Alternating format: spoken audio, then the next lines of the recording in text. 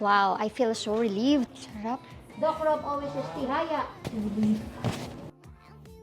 Any accidents, injuries? None naman, none, Doc. I'm good, but it's been a long time since my last adjustment. So there's an accumulative stress, you know, in my back probably, or sometimes here on the neck.